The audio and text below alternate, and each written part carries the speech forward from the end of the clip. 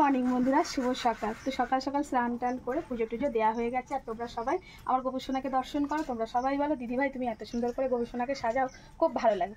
তো তুমি যেভাবে আছো সেইভাবেই কিন্তু গোপুসোনাকে সেবা দিচ্ছ, এতেই খুব ভালো। তো যাই হোক, সকালবেলা পুজো হয়ে গেছে। আর কি বলবো, কালকে একটা ঘটনা হয়েছে বন্ধুরা। আমরা গুড মর্নিং বললে কি হবে, রাত্রের ঘুম দিয়ে ওঠার পরেই গুড মর্নিংটা সাধারণত বলা হয়। তো আজকে আমরা কিন্তু অ্যাকচুয়ালি গুড মর্নিং বলাটা উচিত হয়নি, তাও গুড মর্নিং বললাম। সকলের দিনটা শুভ হোক, সকলের দিনটা ভালো যাক। কালকে রাত্রেবেলায় ঠিক ওই 9টা সাড়ে 9টার দিকে আমরা বসে আছি, ঠিক আছে, কর্তামশাই এই পারে আর ছেলে ওখানে, আমি এখানে বসে আছি। বসে বসে আমরা গল্প করছি। ও মা, হঠাৎ করে তেনাকে দেখতে পেলাম। এবার এখন তেনারা মানে বুঝতে পারছে তো, মানে কি বলবো, এখনো পর্যন্ত গার ভেতরে ভয় লাগছে। ইনি ঠিক আছে, এটা দিয়ে এখন পাস করছে, আর পড়বে তো পড়বে এইটা দিয়ে যাচ্ছে, ঠিক আছে, মানে ওপারে খাল টাল আছে, এইটা দিয়ে একদম সোজা যাচ্ছে। তো আমি হচ্ছে দেখানোর পরে মানে আমার চোখে এইটাই পড়লো। আমি তো দেখে একদম বাবাগো বলে চমকে উঠেছি। এবার ছেলে দেখেছে, কর্তামশাই দেখেছে, আর কর্তামশাই করে তাড়িয়ে দিল রাত্রেবেলায়। তো সেই দেখার পরে সারা রাত আমরা কেউ ঘুমাতে পারিনি। মানে যখন আমরা শুতে গেলাম, ছেলে তো খালি ভয় পাচ্ছে, আর আমারও সেরকম মনে হচ্ছে আশেপাশে ঘুরছে।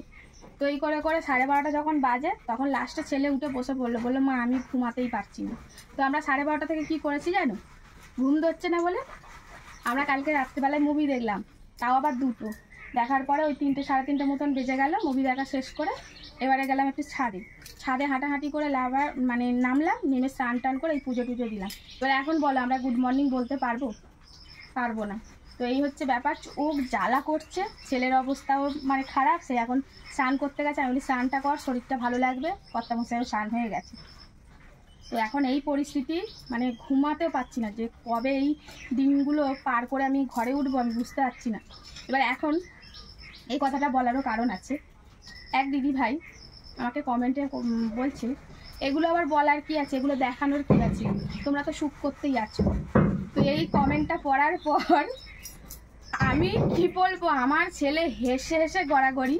আমার ছেলে মানে রাগ করছে না, হাসছে, আমাকে খালি বলছে ও মামা, সুখ করতে মানুষ ভালো জায়গায় ঘুরতে যায়, সুখ করতে মানুষ ভালো জামা কাপড় কেনে, সুখ করতে মানুষ ভালো খাবার খায়, সুখ করতে মানুষ ভালো ঘর বাড়িতে থাকে।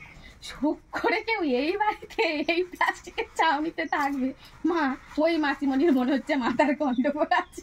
আমার ছেলে হেসে হেসে মরে যাচ্ছে। তো যাই হোক, আমি আর নামটা মেনশন করছি না, আমি এখানে দিয়েই দিতে পারতাম কমেন্টটা।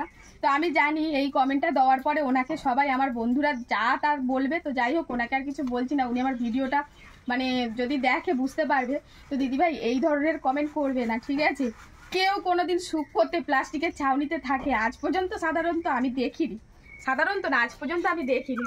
তো এই রকম হাস্যকর কমেন্টও কিছু কিছু আসে। তো সেই কমেন্টগুলো মানে পড়ার পরে রাগ হয় না, এত হাসি পায়, নিজেদের কন্ট্রোল করতে পারছি না। এখন তোমরা এই কমেন্টটা তোমাদেরকে মানে বললাম, তোমরা হাসছো কি মানে রাগ করছো সেটাও একটু কমেন্টে জানিও। তো যাকে চলো, অনেকক্ষণ ধরে গল্প করছি, এখন একটু চাটা করি, ঠিক আছে? তো শুভ সকাল, আবারও বলছি, সবার দিনটা শুভ হোক, ভালোভাবে কাটুক, এই কামনা করে হরে কৃষ্ণ জয় গোপাল বলে শেষ করছি। টাটা।